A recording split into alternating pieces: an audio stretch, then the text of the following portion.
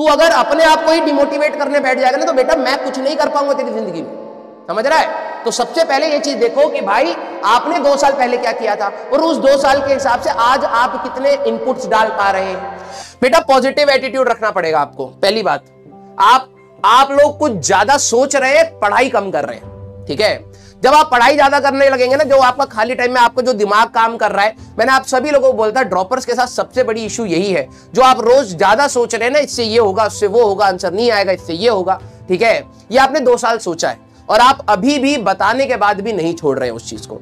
मैंने आपको क्या बोला, हर टीचर आपको होमवर्क दे रहा है, आपके पास मॉड्यूल है, आपके पास डीपीपी है, आप चुपचाप सवाल करिए, जो नहीं हो रहा उसको सीखिए।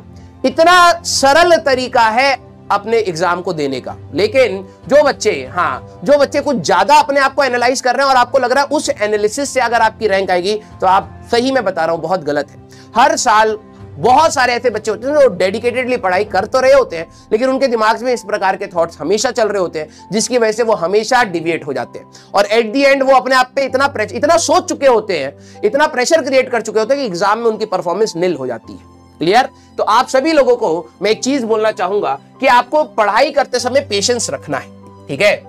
आपको पढ़ाई करते समय पेशेंस रखना है, ठीक है।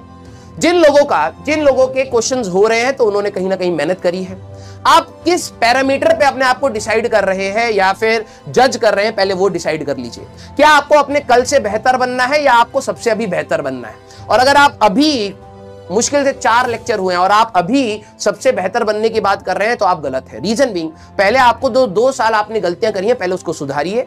हो सकता है इसी बैच में कई सारे ऐसे बच्चे हों जिन्होंने इस बार एडवांस भी दिया हो, उन्होंने कई सारी चीजें अच्छे से पढ़ी भी, लेकिन मैं सामान्य रूप से आप सभी लोगों को पढ़ा रहा हूं, भले ही वो एडवांस का बच्चा हो, भले ही वो मेंस का बच्चा हो, भले ही वो बोर्ड्स का बच्चा हो, ठीक है। तो आपको मेरा भी पेन समझना पड़ेगा कि आपको ज्ञान लेना है सिर्फ, और कुछ नहीं करना है यहां पर, ठीक है। अब कई बच्चों को पेशेंस वर्ड आज मैं सिखाऊंगा तो कल भूल जाएंगे, क्योंकि उनके अंदर वो आदत नहीं है। तो 5-10 मिनट में मैं आपको सारी चीजें बताना चाहूंगा, ठीक है।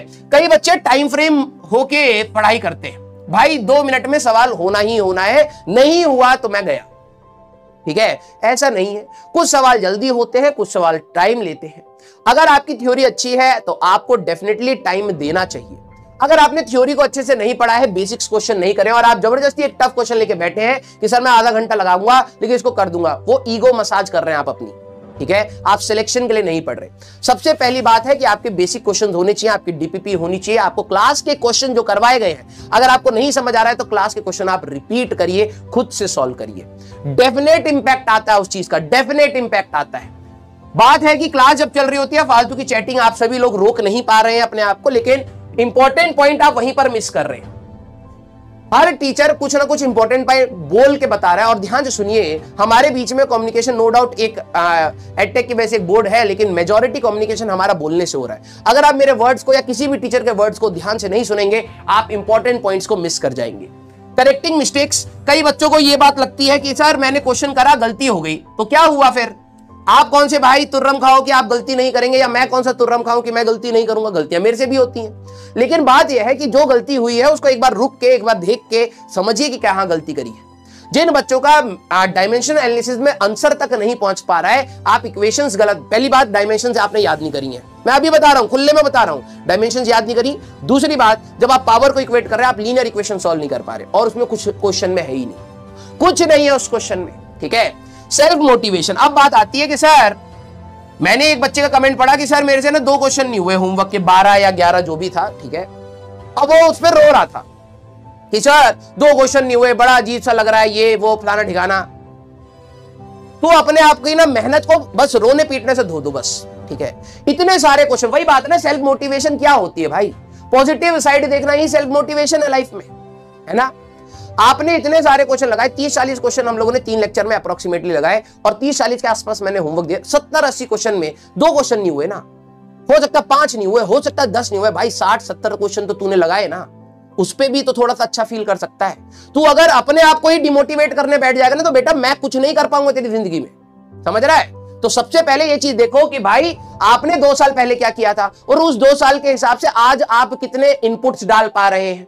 और अगर आप उस इनपुट डाल रहे हैं, मान लिया कुछ जगह पर फेलियर हो रहा है, लेकिन पॉजिटिव साइड देखना आपको पड़ेगा, अदरवाइज आप रोक नहीं पाओगे अपने आप को, जो आपके दिमाग दौड़ रहा है गलत डायरेक्शन में, ठीक है, तो आपको सेल्फ मोटिवेशन लेना है, अपने आप को जरा पॉजिटिव साइड भी तो गिनाया करो ना यार। Few question unable to attempt, ठीक है कुछ ही क्वेश्चन तो नहीं हुए, उसका पॉजिटिव साइड क्या है, एटलीस्ट काफी हो तो भी गए, जो पहले नहीं किए थे। एडवांस के क्वेश्चन भी हम लोगों ने डिस्कस करे, सर एडवांस के क्वेश्चन एक दो तो हिलाए ना, कुछ पॉजिटिव साइड भी सोच ले, जो नहीं बने उनको सीख लेंगे यार। मतलब तुम ऐसा मत मानना कि बेटा एक लेक्चर देखने के बाद तेरे दुनिया के सारे क्वेश्चन हो जाएंगे, ऐसा नहीं होता भाई। भगवान भी उतर के पढ़ा देंगे ना तब भी नहीं होगा तेरे से, ठीक है। जब तक तू प्रैक्टिस नहीं करेगा ना तब तक तेरे को सीखने का मौका नहीं मिलेगा, तो रोज कलम घिसनी पड़ेगी, क्लियर। और मैं आप सभी लोगों को बता रहा हूं, आप में से कई सारे ऐसे बच्चे हैं जो अपने आप को शांत करना जानते हैं। शांत करना मतलब ये जो आपके फालतू के इमोशन चल रहे हैं ना, ठीक है, कि सर ये कर लूं वो कर लूं, ऐसा नहीं हुआ वैसा नहीं हुआ, इस क्वेश्चन में ये दिक्कत, सर इस किताब के ये क्वेश्चन दिक्कत, सर ये पीवाईक्यू में दिक्कत, सर डीपीपी में दिक्कत। जब तक आप अपने आप को शांत नहीं करोगे तब तक आप सीख ही नहीं पाओगे। दो टाइप के लर्निंग ग्राफ है, कुछ आप में से ही ऐसे बच्चे हैं जो अगले साल पढ़ेंगे, वो लर्निंग ग्राफ ये वाला फॉलो करते हैं।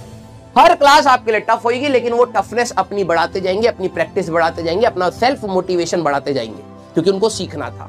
और कुछ बच्चे होते हैं एक रात बहुत ज्यादा मेहनत करेंगे, फिर कुछ दिन तक मेहनत ही नहीं, फिर मेहनत करेंगे, फिर इसमें आप लर्न इसमें भी करोगे उसमें भी करोगे, लेकिन ये आपको रिजल्ट नहीं देगा। आपको कंसिस्टेंट वे में पेशेंटली आपको तैयारी करनी है। और आप अपने जो सेल्फ डाउट्स हैं, बहुत सारे बच्चे फालतू की चीजों पर डाउट कर रहे हैं, फालतू की चीजों पर डाउट कर रहे हैं, और वो आपके सेल्फ डाउट है, ठीक है। प्लीज हटा दो यार। 2 साल आपने क्या किया है, क्या किया है? इन्हीं सब चीजों के सवाल के जवाब ढूंढते रहे ना, मिल गए क्या? अभी भी नहीं मिलेंगे उनके सवाल, क्योंकि कल अगर आप उसके सवाल ढूंढोगे और मिल भी जाएगा ना, तो कल आप कोई और सवाल बना लोगे। आपका काम सिर्फ पढ़ाई करने का है, और पढ़ाई करने का एक ही तरीका है, लेक्चर को देखिए।